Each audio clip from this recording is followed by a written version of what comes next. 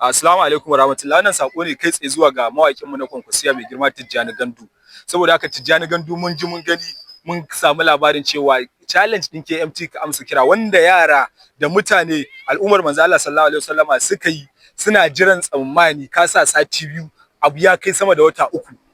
Ka ce na farko zai ci miliyan biyu, na biyu zai ci miliyan ɗaya da rabi, na uku zai ci miliyan ɗaya, sannan za a ware mutum biyar a basu 100,000 haka muka gani a bidiyon. Ka ce idan mutum ya bidiyo ya kyau za a yi waye, an fito an yi bayani an ce an rufe challenge sama da wata biyu ba a fito an yi ƙarin bayani wai sai daga bayan mu ji cewa an shiga hall an ba ka ba wa yaran kai wasu an ba su miliyan ɗaya da rabi an raba wasu wanda za a raba wa kuɗaɗe da sauransu dai. Wannan ba adalci bane, baka yi wa kanka adalci ba, baka yi wa masu sauraron waƙar ka adalci ba, kazalika baka yi wa 'yan jihar Yobe adalci ba, baka yi wa Kashin Musa Tumsa adalci ba.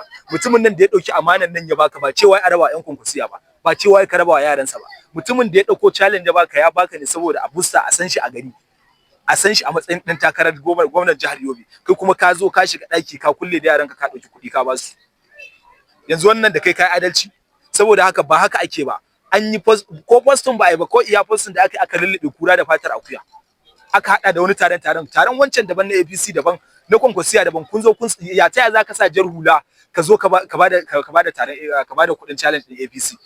Shi yanzu an mishi adalci kenan? Tunda aka sa waƙarsa so ɗaya ka sa challenge din ka ƙara postin din waƙarsa ba ka ƙara postin din waƙarsa ba. Saboda haka idan muna kira ga masu bada challenge, idan ka san zaka bada challenge ka kira mawakin da ya ci ya koshe ta da kai a bashi challenge. A kira mawaka masu adalci a basu challenge. Ban ce Tijjani Gandu ba shi da adalci, yana da adalci daidai nashi. Tunda wancan karan yayi mun gani kuma mun yaba masa. Daman kuma da ya faɗa wancan karan ya ce na 'yan Kwankwasiya ne zalla.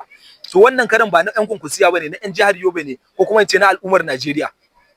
Ta yaya zaka shiga hall ka je ka raba wa yaranka kyauta? Saboda haka muna kiran ka da gaggawa Malam Sheikh Malam Tijjani Gandu ka fito ka ba mutane haƙƙinsu. Yaran da suka challenge suka kashe kuɗi su ma fa suna da sana'a, ba wai aikin banza suke ba wai sun yi ne kawai saboda wani abu makamancin haka ba. Saboda haka ba adalci bane wannan ka zo ka raba challenge ba sanarwa ba sa rana kawai mu ji shi a media katsam.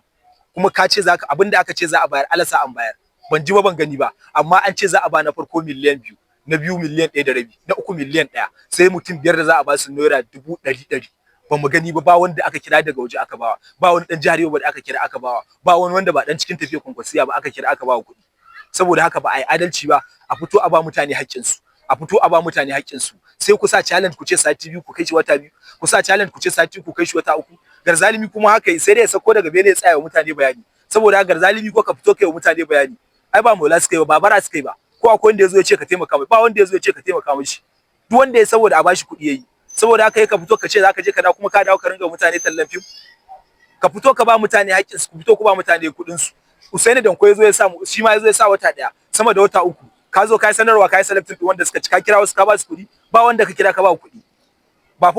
Ba wanda za mu yi rashin kunya, ba wanda gaskiya ce ɗaci gare ta dole a gaya muku. Wannan ba adalci bane, ku zo kuna zagin wancan 'yan siyasa wancan 'yan siyasa wancan 'yan siyasa. Ba cin ku kanku ba ku yi kanku adalci ba. Su da kuke faɗa kuna kira kuna zaga su ma ai mutane ne kuma su ma suna da iyalai. Saboda haka a fito mai girma Tijjani Gandu ka fito kai mutane bayani wannan abin yanda ya faru. Saboda muna jin jita-jita muna jin abin da ake faɗa. Garzalimi ko sati biyu ka ce ka ƙara sati biyu. Saboda haka fito kai bayani, sai nan da ka fito kai bayani. Awwal lamari kai sakamakon sabon shigowa ne a harkar nan ta sa challenge, bai kamata ka biye wa'innan ba. Ka fito ka ba su kuɗin su da wuri. Kai adalci, wancan karan kayi rashin adalci ba mu gani ba, mutum ya zo ya dan kafa bidiyo kawai ya zo ya wuru kawai ku ɗauki kuɗi ku bashi. To muna ji muna gani.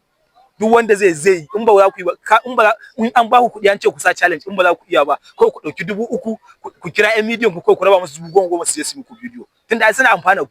Amma wancan ba amfana ku, akwai wanda kuka haifa ne da kawai za ku zo ku ɗauki ku zo ku sa mutane su yi aiki kuma ku tafi ku iyalin su, Allah kashe.